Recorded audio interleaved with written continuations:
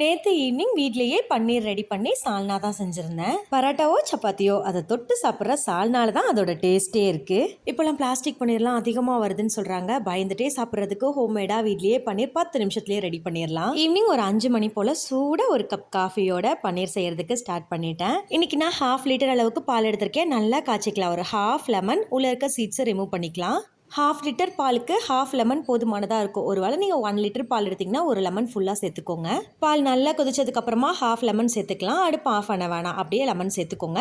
ஒரு 5 நிமிஷத்துலேயே நல்லா திரண்டு வந்துடும். அதுக்கப்புறமா அடுப்பு ஆஃப் பண்ணிவிட்டு ஒரு 5 நிமிஷம் அப்படியே விட்டுறலாம். அதுக்கப்புறமா இது நல்லா ஒரு ஒயிட் கிளாத்தில் வடிகட்டி எடுத்துக்கலாம். ஒரு காட்டன் கிளாத்தாக எடுத்துக்கோங்க.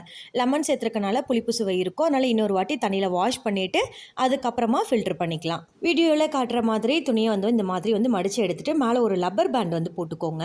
இந்த மாதிரி ஹோலாக இருக்க பாத்திரத்தில் கீழே ஒரு குட்டி பிளேட் வச்சுட்டு மேலே அந்த பாத்திரத்தை வச்சுட்டு அது மேலே பன்னீர் வடிகட்டின கிளாத்தும் வச்சுட்டு அது மேலே ஒரு வெயிட் வச்சுருங்க. ஒரு 1/2 ஹவருக்கு அப்படியே இருக்கட்டும். சூப்பரான பன்னீர் ரெடி ஆகிடும். அப்படியே சப்பாத்திக்கும் மாவு திரட்டிட்டு அதுக்கப்புறமா ஒரு 7 மணி போல் தான் திரும்ப கிச்சனுக்குள்ளே வந்தேன். இந்த பன்னீர் உடனேவும் எடுத்து செய்யலாம்.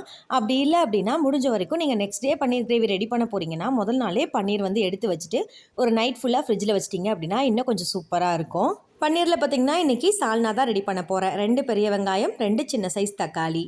வெங்காயத்தை நீல வாக்கில் கட் பண்ணி எடுத்துக்கோங்க. ஒரு மிக்சி ஜாரில் ஒரு கைப்பிடி அளவுக்கு துருவின தேங்காய், அது கூட ஒரு 7-8 முந்திரி, 1 ஸ்பூன் சோம்பு, 1 ஸ்பூன் கசகசா சேர்த்துட்டு நல்லா பேஸ்ட்டாக அரைச்சி எடுத்துக்கலாம். பன்னீர் சால்னா இன்றைக்கி பார்த்திங்கன்னா குக்கரில் தான் ரெடி பண்ண போகிறோம். அது குக்கரில் ஒரு 3 ஸ்பூன் அளவுக்கு எண்ணெய் சேர்த்துக்கோங்க. ஒரு துண்டு பட்டை, 2 கிராம்பு, ஒரு ஏலக்காய், கொஞ்சமாக கல்பாசி பூ, கட் பண்ணி வச்சுருக்க பெரிய வெங்காயம், கருவேப்பிலை சேர்த்து நல்லா வதங்கினதுக்கப்புறமா 1 ஸ்பூன் இஞ்சி பூண்டு பேஸ்ட்டு சேர்த்துட்டு நல்லா வதக்கிக்கலாம். அது கூடவே தக்காளியும் சேர்த்துக்கோங்க. தேவையான அளவுக்கு உப்பு சேர்த்துக்கலாம். 1 ஸ்பூன் அளவுக்கு மிளகாத்தூள், 1 ஸ்பூன் சிக்கன் மசாலா, 1/4 ஸ்பூன் மஞ்சள் தூள் சேர்த்து நல்லா கலந்து விட்டுட்டு காரத்துக்கு ஒரு பச்சை மிளகாய் சேர்த்து நல்லா கலந்து விட்டுக்கோங்க. இது அப்படியே இருக்கட்டும். ஒரு 5 நிமிஷத்துக்கு நல்லா எண்ணெய் பிரிஞ்சு வந்ததுக்கப்புறமா அரைச்சி வச்சுருக்க பேஸ்ட்டையுமே சேர்த்துக்கலாம். பேஸ்ட்டை சேர்த்து நல்லா கலந்து விட்டுக்கோங்க. இது கூடவே மிக்ஸி ஜார் அலசிட்டு 1 டம்ளர் அளவுக்கு தண்ணி சேர்த்துக்கிறேன். இது கூடவே கொஞ்சமாக கொத்தமல்லி இலை சேர்த்துட்டு குக்கர் மூடி வச்சுட்டு ஒரு 3 விசில் விட்டு எடுத்துக்கலாம். அப்படியே இன்னொரு பக்கம் பார்த்திங்கன்னா பன்னீர் சூப்பராக ரெடி ஆகிடுச்சு. இனிமேல் பன்னீர் ரெசிபி ஏதாவது செய்கிறீங்க அப்படின்னா கடையில் தான் போய் பன்னீர் வாங்கணும்னு அவசியமே இல்லை. 1/2 லிட்டர் பால் இருந்தால் போதும். 10 நிமிஷத்தில் வீட்லேயே ரெடி பண்ணிடலாம்.